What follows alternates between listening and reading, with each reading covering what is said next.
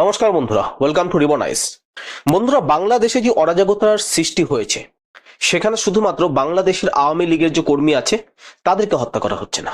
সবচেয়ে বড় যদি এই অশান্তির ভিকটিম কেউ হয়ে থাকে সেটা হচ্ছে বাংলাদেশের সংখ্যালঘু কমিউনিটি, বাংলাদেশের হিন্দু, খ্রিস্টান, বৌদ্ধ এবং অন্যান্য ধর্মের লোকেরা যারা বাংলাদেশের সংখ্যালঘু রয়েছে তাদের উপর বিভিন্নভাবে অত্যাচার শুরু হয়েছে, যেটা আমরা আগস্টের 5 তারিখ থেকে লক্ষ্য করছি।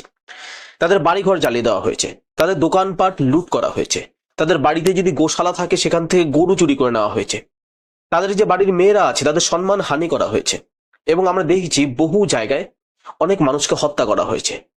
এই হত্যাযজ্ঞ যখন শুরু হয় সেই সময় হিন্দুদের আশার আলো রূপে একজন মহাপ্রভু আসে, যার নাম চিন্ময় কৃষ্ণ দাস মহাপ্রভু। তিনি চট্টগ্রামে সর্বপ্রথম সমাবেশ শুরু করে, লক্ষ লক্ষ লোক তার কথায় সেখানে ছুটে আসে এবং সেখানে বিরাট বিরাট কিছু সমাবেশ হয়, যেটা বাংলাদেশ এর আগে হয়তো কোনোদিন দেখেনি। বাংলাদেশের সবচেয়ে বড় বড় সমাবেশ হিন্দুদের সমাবেশ, এবং এটা দেখে সরকার কাঁপতে শুরু করে। আওয়ামী লীগ বাংলাদেশে নেই, তারা লুকিয়ে আছে, কিন্তু হিন্দুরা যে এইভাবে সমবেতভাবে নেমেছে এই ধরনের টাইরানিক্যাল একটা সরকারের বিরুদ্ধে, যেটা সরকার কোনোভাবে গ্রহণ করতে পারছিল না। ফলে সরকার প্রথম থেকেই এই আন্দোলনকে দমন করার চেষ্টা করছিল, কোনো না কোনো ভাবে দমন করার চেষ্টা করছিল, এবং তারা প্রথম থেকেই এই আন্দোলনের বিরুদ্ধে বিভিন্ন ধরনের মিথ্যা মিথ্যা অভিযোগ নিয়ে আসা শুরু করে। সবার প্রথম অভিযোগ দেয় ইসকন হিসেবে কাজ করছে, ISKCON is a terrorist organization. এই ধরনের বিভিন্ন ধরনের কথা তারা রটানো শুরু করে, কিন্তু এগুলোতে কিরা ভেজে না, তাদের কথা কেউ বিশ্বাস করে না, কেউ বিশ্বাস করবেও না। কেউ যদি বলে ইসকন টেররিস্ট অর্গানাইজেশন, কেউ বিশ্বাস করবে না। কেউ যদি বলে ইসকন রয়ের এজেন্ট হয়ে কাজ করছে, সেটাও কেউ বিশ্বাস করবে না, বিশ্বাস করার মতো যোগ্য না।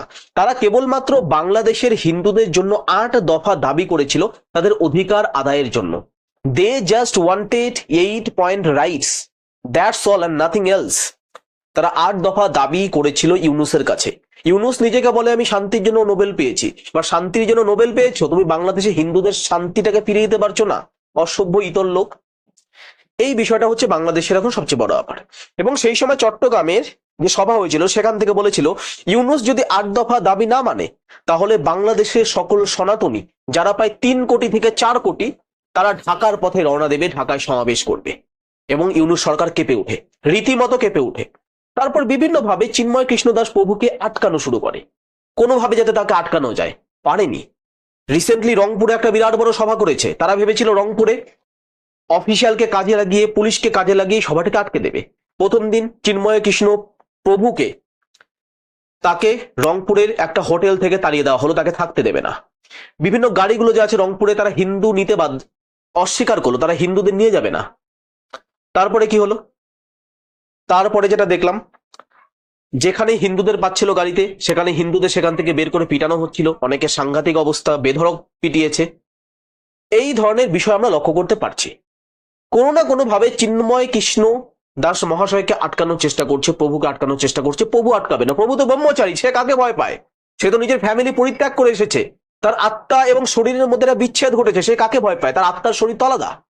প্রভু নিজের উদ্যমে চালিয়ে গেছে সেই আন্দোলন হিন্দুদেরকে জাগরিত করার জন্য, হিন্দুদের একত্রিত করার জন্য। প্রভুর বিরুদ্ধে আলটিমেটলি তারা সেডিশনের চার্জ দেয়, দেশদ্রোহের চার্জ দেয়, সেটা তো চিরে ভেজে না। এবং ফাইনালি এখন বাধ্য হয়ে কোনো অভিযোগ ছাড়া, কোনো ধরনের প্রমাণ ছাড়া প্রভুকে গতকাল অ্যারেস্ট করে। আজকে চট্টগ্রামের একটা আদালতে প্রভুকে পেশ করা হয়, এবং আদালতও এরকম আদালত থাকার থেকে না থাকা অনেক ভালো। এই আদালতও এতটা পার্সিয়াল আদালত, সেই আদালতটা কোনো ধরনের কারণ ছাড়া, কোনো ধরনের এভিডেন্স ছাড়া প্রভুকে বেল দিতে অস্বীকার করে। এই বেল দিতে অস্বীকার হওয়ার সাথে সাথেই চট্টগ্রাম আদালত চত্বরে এই জেহাদি বাহিনী যারা রয়েছে, এই দুষ্কৃতী যারা রয়েছে, এই দুষ্কৃতীরা বোমা নিক্ষেপ করা শুরু করে, হিন্দুদের উপর আবার আক্রমণ করে। গতকাল রাতে আমরা ঢাকায় দেখেছি বিএনপি এবং জামাতের লোকরা এই ধরনের হিন্দু সনাতনী যারা আছে, যারা প্রভুর সাপোর্টে কথা বলছিল, তাদেরকে অত্যাচার করেছে, তাদেরকে আক্রমণ করেছে। তারা ভাবছিল বাংলাদেশে যে নৈরাজ্য চলছে, তারা আওয়ামী লীগকে যেভাবে খুশি সেভাবে মারছে, তাদেরকে কেউ কিছু বলবে না, বলার কেউ নেই। তারা ভুলে গেছিল তাদের বাপ পিছনে বসে আছে, তাদের বাবা যে আছে ভারত, যার নাম ভারত, ফাদার অফ বাংলাদেশ, সে সাইডে বসে আছে এবং বাপের কাছ থেকে আজ থেকে তারা ভর্ৎসনা পেয়েছে। সরাসরি মোদির হুঁশিয়ারি বাংলাদেশকে। আজকে দুপুর 2টো, সোয়া 2টোর দিকে ভারত সরকার একটা প্রেস রিলিজ করেছে। সেই প্রেস রিলিজে বাংলাদেশের বর্তমান সিচুয়েশন সম্বন্ধে বাংলাদেশ সরকারকে বলেছে, সেখানে হিন্দুদের যে উপর অত্যাচার হচ্ছে সেটা সম্বন্ধে বলেছে, এবং বাংলাদেশ সরকারকে পরিষ্কারভাবে বলে দেওয়া হয়েছে এখনই এটার বিরুদ্ধে স্টেপ নিতে হবে। মাইনরিটি যারা রয়েছে, হিন্দু যারা রয়েছে, তাদের সেফটি সিকিউরিটি নিশ্চিত করতে হবে। চলো দেখা যাক ভারতবর্ষের প্রেস রিলিজে কি বলেছে। মোটামুটি আমি যখন এটা স্ক্রিনশট নিয়েছিলাম ফেসবুক পেজ থেকে, তখন 53 মিনিট দেখাচ্ছিল। মোটামুটি ধরে নাও 2:15 বা 2:30 মধ্যে, এই সময়ের মধ্যে প্রেস রিলিজটা করা হয়েছে। Our statement on the arrest of Chinmoy Krishna Das, আমাদের স্টেটমেন্ট চিন্ময় কৃষ্ণ দাস প্রভুর অ্যারেস্টের পরিপ্রেক্ষিতে কি বলেছে ভারত সরকার। ভারত সরকারের মিনিস্ট্রি অফ এক্সটার্নাল অ্যাফেয়ার্স, পররাষ্ট্র মন্ত্রকে অ্যাকচুয়ালি বাইরে কোনো ঘটনাতে হচ্ছে প্রেস রিলিজ করে। মোদিও খুব তাড়াতাড়ি বলবে, অমিত শাহ খুব তাড়াতাড়ি বলবে, ইমিডিয়েটলি বলবে। বাংলাদেশ এখন যদি সূত্রে না যায়, হগার ঠান্ডা করে দেওয়া হবে। কি বলছে, we have noted with deep concern, আমরা খুবই উদ্বিগ্নতার সাথে লক্ষ্য করেছি দ্য অ্যারেস্ট, গ্রেপ্তারি অ্যান্ড ডিনায়াল অফ বেইল, এবং বেইলের অস্বীকার to Chinmoy Krishna Das, who is also spokesperson of the Bangladesh Sammilito Sanatan জাগরণ জোট। বাংলাদেশ সম্মিলিত সনাতন জাগরণ জোটের যে স্পোক্স পার্সন বা মুখপাত্র রয়েছে চিন্ময় কৃষ্ণ দাস, তাকে যে গতকাল অ্যারেস্ট করা হয়েছে, গ্রেপ্তার করা হয়েছে, এবং আজকে চট্টগ্রাম কোর্ট তাকে যে বেল দিতে অস্বীকার করছে, এটা আমরা খুবই উদ্বিগ্নতার সাথে লক্ষ্য করছি। This incidents follows the multiple attacks on Hindus and other minorities by extremist elements in Bangladesh. এক কথায় বললো, এই চিন্ময় কৃষ্ণ দাসের অ্যারেস্টের পরে দেখা গিয়েছে হিন্দুদের উপরে এবং অন্যান্য যে বাংলাদেশের সংখ্যালঘু রয়েছে, খ্রিস্টান, বৌদ্ধ ইত্যাদি, তাদের উপরে বহু অ্যাটাক হয়েছে বাংলাদেশের জেহাদি এলিমেন্টদের দ্বারা। এখানে ইংলিশে লিখেছে এক্সট্রিমিস্ট এলিমেন্টস, এখানে শুদ্ধ বাংলায় যদি বলি, জেহাদি এলিমেন্টের দ্বারা বাংলাদেশে যে আক্রমণ করা হয়েছে হিন্দুদের উপরে, মাইনরিটির উপরে, সেই বিষয়টা ঘটেছে, আমরা সেটাও লক্ষ্য করেছি। দেয়ার আর সেভারেল ডকুমেন্টেড কেসেস, অনেক দলিল পত্র, নথিপত্র সম্মিলিত কেস রয়েছে অফ আরসান, আরসান মানে অগ্নিসংযোগ, এবং লুটিং অফ মাইনরিটিস হোমস, এবং মাইনরিটি যে গৃহ আছে সেগুলো যে লুটপাট করা হয়েছে, সেগুলোর অমেন ডকুমেন্টারি এভিডেন্স রয়েছে, মানে নথিপত্র সহ প্রমাণ রয়েছে যে তারা বাংলাদেশে মাইনরিটি হিন্দুদের বাড়িঘরে আগুন লাগিয়েছে এবং বাংলাদেশের হিন্দুদের বাড়িঘর লুটপাট করেছে, এবং বিজনেস এস্টাবলিশমেন্ট গুলো যে রয়েছে, বাণিজ্যিক এস্টাবলিশমেন্ট গুলো, সেগুলো লুটপাট করেছে। এবং এর সাথে সাথে মাইনরিটিদের বাড়িঘর চুরি, বাড়িঘর ভাঙন, এবং বাড়িঘর যে এবং টেম্পল, মন্দির, এবং মন্দিরে যে মূর্তিদের যে ভাঙা হয়েছে, সেগুলো আমরা লক্ষ্য করেছি। ইন্ডিয়ান সরকার ক্লিয়ারলি বাংলাদেশ সরকারের যে নপুংসকতা রয়েছে, ইউনুসের যে শান্তি নোবেল পুরস্কারের যোগ্য না, সেটা ক্লিয়ারলি এখানে বলে দিয়েছে। আগস্টের 5 তারিখের পর থেকে হিন্দুদের উপর আক্রমণ করা হয়েছে, সেটার জন্য আমাদেরকে ক্লিয়ার এভিডেন্স আছে। ক্লিয়ারলি এখানে বলেছে documentary cases, documented cases. Documented বলতে পুরোপুরি ভাবে আমাদের কাছে তথ্য ভিত্তিক কেস রয়েছে, যেখানে মাইনরিটিদের উপরে আক্রমণ করা হয়েছে, তাদের বাড়িঘরে অগ্নিসংযোগ ঘটনা হয়েছে, তাদের বাড়িঘরে লুটপাট করা হয়েছে, তাদের যে বাণিজ্য সংস্থাগুলো আছে, বিজনেস এস্টাবলিশমেন্ট, তাদের দোকানপাট, সবকিছু লুটপাট করা হয়েছে, এগুলো এভিডেন্স আছে। শুধুমাত্র এটা না, মাইনরিটির বাড়িঘর থেকে চুরি চামারি হয়েছে। চোর তো চোর জাতি, এটা চুরি করবে না কেন? ভ্যান্ডালিজম করেছে, মাইনরিটিদের বাড়িঘর ভেঙে দিয়েছে, এবং তার সাথে সাথে মন্দির এবং মন্দিরে যে মূর্তিগুলো আছে তাদেরকে যে ভাঙা হয়েছে, এবং মন্দির থেকে চুরি পর্যন্ত হয়েছে, সেই প্রত্যেকটা জিনিস আমরা নোট করেছি, এবং প্রত্যেকটা জিনিস আমাদের কাছে ডকুমেন্টারি এভিডেন্স রয়েছে। ইট ইজ আনফরচুনেট, এটা খুবই দুর্ভাগ্যপূর্ণ যে while the perpetrators of these incidents remain at large মানে হচ্ছে যে এখনো মুক্ত রয়েছে। কি বলছে, এটা খুবই দুর্ভাগ্যপূর্ণ যে এই ধরনের অপরাধ যারা করেছে, এই ধরনের অপরাধমূলক আচরণ যারা করেছে, তারা এখনো পুরোপুরি ভাবে উন্মুক্ত হয়ে ঘুরে বেড়াচ্ছে। They are free, they are at large, they are free now, তারা মুক্ত। কিন্তু charges should be presented against a religious leader presenting the legitimate demands through peaceful gatherings. কিন্তু কেস করা হয়েছে একজন ধর্মীয় নেতার বিরুদ্ধে, চিন্ময় কৃষ্ণ প্রভুর কথা বলছে, একজন ধর্মীয় নেতার বিরুদ্ধে কেস করা হয়েছে, যে কেবলমাত্র বাংলাদেশের হিন্দুদের বৈধ দাবিগুলো তুলে ধরছে পিসফুল গ্যাদারিং এর মাধ্যমে, শান্তিপূর্ণ জনসংযোগের মাধ্যমে। একদম সিম্পল, আমরা প্রথম থেকেই দেখেছি, 100 দিন ধরে দেখছি চিন্ময় কৃষ্ণ প্রভু হিন্দুদের নিয়ে, হিন্দুরা জেনারেলি পিসফুল কমিউনিটি, এবং হিন্দু ধর্মে কোনোদিনও দাবি করতে হয়নি যে Hinduism is a peaceful religion. যারা পিসফুল না, তারা সবসময় দাবি করে যে আমরা শান্তির ধর্ম, আমরা শান্তির ধর্ম, আমরা জানি, এবং আমাদের আচরণ প্রমাণিত করে আমরা শান্তি চাই। কিন্তু যারা শান্তি জীবনে আনতে পারে না, চারিদিক দিয়ে ভ্যান্ডালিজম, মস্তানি করে বেড়ায়, তাদের বারবার চিৎকার করে বলতে হয় উই আর পিসফুল। মানে একটা কথা না, আমরা যদি কিছু না করি, আমি যেটা উল্টো, আমি যেটা নাই, আমি যদি সৎ না হই, আমি চিৎকার করে বলবো আমি সৎ, তাহলে মানুষ যদি বিশ্বাস করে আমি সৎ, কিন্তু কেউ বিশ্বাস করবে না। হিন্দুদের আচরণে প্রমাণিত হয় তারা সৎ, তারা পিসফুল, শান্তিপ্রিয়। এবং সেটাই হয়েছে বাংলাদেশে চিন্ময় প্রভুর নেতৃত্বে। হিন্দুদের যে বৈধ দাবিগুলো আছে, 8 দফা দাবি করেছিল, সেই দাবি আদায়ের জন্য, বিভিন্ন জায়গায় আন্দোলন করা হয়েছে, পিসফুল ভাবে হিন্দুরা সমবেত হয়েছে এবং তার বিরুদ্ধে কেস করা হয়েছে।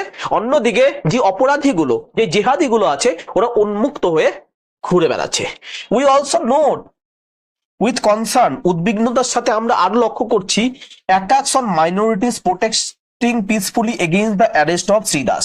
এবং এর সাথে আমরা আরেকটা জিনিস লক্ষ্য করেছি, চিন্ময় কৃষ্ণ দাসের এই প্রভুর অ্যারেস্টের প্রতিবাদে বা গ্রেপ্তারির প্রতিবাদে যে সংখ্যালঘুরা, হিন্দুরা যে প্রোটেস্ট করছে, আন্দোলন করছে, তাদের বিরুদ্ধেও যে জেহাদি আক্রমণ হয়েছে, এটাও আমরা খুবই উদ্বিগ্নতার সাথে লক্ষ্য করেছি। এবং এটার জন্য আমাদের কি আছে, সবচেয়ে বড় ব্যাপার, এটার জন্য আমাদের ডকুমেন্টস আছে। We have documentary evidence, this is very important.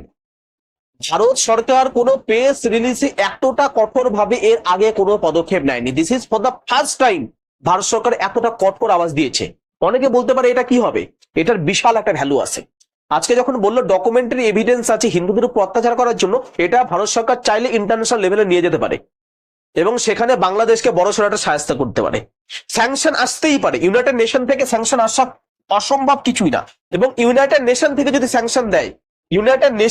Sanction দেয়, কোনোভাবেই বাংলাদেশ বাঁচতে পারবে না। ইউনাইটেড নেশন থেকে স্যাংশন আসার বিরাট একটা চান্স আছে এবং স্যাংশন আসলে বাংলাদেশ খাতাম। এবং সেটারই প্রস্তুতি হচ্ছে। এখানে বলেছে সেভারেল ডকুমেন্টেড কেসেস, ঠিক আছে। তারপর কি বলছে, we urge Bangladesh authorities, Bangladesh সরকারের যে অথরিটি যারা রয়েছে তাদেরকে আমরা আহ্বান জানাচ্ছি। We are not requesting anymore, no more request, we are urging, আমরা আহ্বান করছি, to ensure the safety and security of the Hindus and all minorities, নিশ্চিত করুন মাইনরিটিদের নিরাপত্তা এবং হিন্দুদের এবং অন্যান্য সংখ্যালঘুদের নিরাপত্তা নিশ্চিত করুন। আমরা বাংলাদেশি সরকারকে আহ্বান করছি, কোনো রিকোয়েস্ট না, আহ্বান করছি। Including their right of freedom of peaceful assembly and expression, এবং যেটার মধ্যে রয়েছে তাদের স্বাধীনতার অধিকার, কিসের, পিসফুল অ্যাসেম্বলি, শান্তিপূর্ণভাবে সমবেত হওয়ার এবং নিজের ভাবনাকে প্রকাশ করার অধিকারের জন্য। এটা ভারত থেকে স্টেটমেন্ট দিয়েছে। এই স্টেটমেন্টটা আমি কেন লাইন বাই লাইন পড়লাম, কেন এটা ইম্পর্টেন্ট। ভারত এর আগে কোনো স্টেটমেন্টে এতটা ডিটেলসে এইভাবে বাংলাদেশের বিরুদ্ধে তীব্র প্রতিক্রিয়া জানায়নি। This is for the first time Indian government এই ধরনের একটা প্রতিক্রিয়া দিয়েছে এবং এটা ইম্পর্টেন্ট।